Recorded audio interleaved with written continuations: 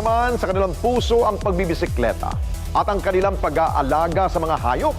Ang bawat rides na kanilang ginagawa madalas hindi lamang para maabot ang destinasyon na kanilang pakay, bagkus makapaghatid ng tulong sa mga batang may karamdaman. Ating kilalanin ang grupong Dogs and Bikes mula sa Valenzuela. Sino mag-aakala na sa maangas at astig nilang forma at malalaki nilang motorsiklo, nagtatago ang malambot nilang puso para sa mga alaga nilang aso at maging sa mga batang may karamdaman. Tila ang grupong Dogs and Bikes at halos sa ilang taon nilang pagsasama na kahit na nila ang ilan pang tao na sumama sa kanilang mga nakahiligan. Nakausap namin si Edison, ang pasimuno sa pagbuo ng kanilang grupo.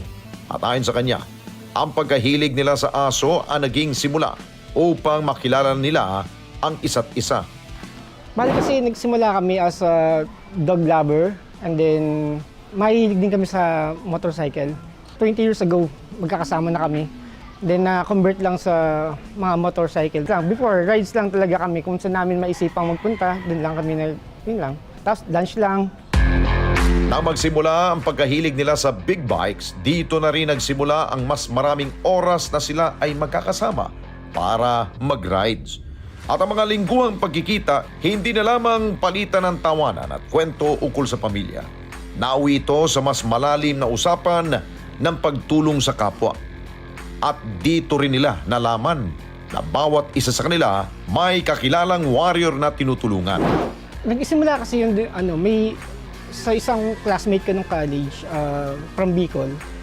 Yun nga, may cerebral palsy yung anak niya. Doon ako nag-start na mag-support sa kanya. Sinusuportahan ko siya kung yung need ng anak niya. And then, sa kaka-post niya, nakikita ng ibang member nila na tumutulong ako.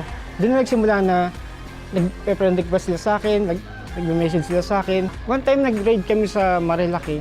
And then, yun nga, nasa isip ko na yun na ayain sila kung ano yung ginagawa ko. And then, pumayag naman sila. And then, first namin, nagustuhan naman nila. Meron kaming kanya-kanya eh. Pero ako personally, nasa 80. Buwan pa dun sa, kasi nga, bago kami kasi nga, grupo na kami, per event, 20, 30. Nagkapare-parehas kami nung adikain, hilig. Mula siya sa hindi namin alam na pare-pares kaming may tinutulungan.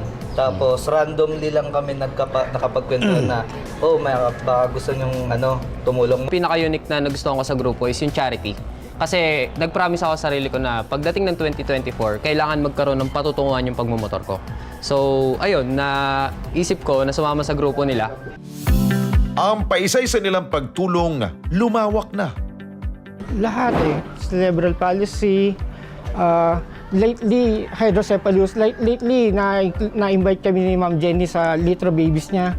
Yung mga batang yellow babies, yung mga liver transplant. Puro birthday per a cost, and then ni-invite kami ng mga na mag-sponsor sa mga event nila. Pupunta lang kami para magdala ng mga mga goods. Yung mga basic na pangangailangan ng bata, yung mga gatas, grocery, yung mga magulang kasi talagang hindi nakakapag-work. So, kasama din yung magulang sa tinutulungan namin.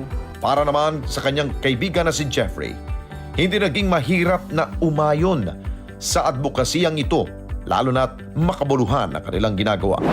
Yung pag-aalaga ng aso, yun talaga yung passion namin. Yung old members talaga namin, siguro mga 5 kami na talagang nag-aaso. Tapos hanggang sa makahiligan lang magmotor, doon nagtuloy-tuloy na. May sarili-sarili kami mga warriors din na tinutulungan, even community.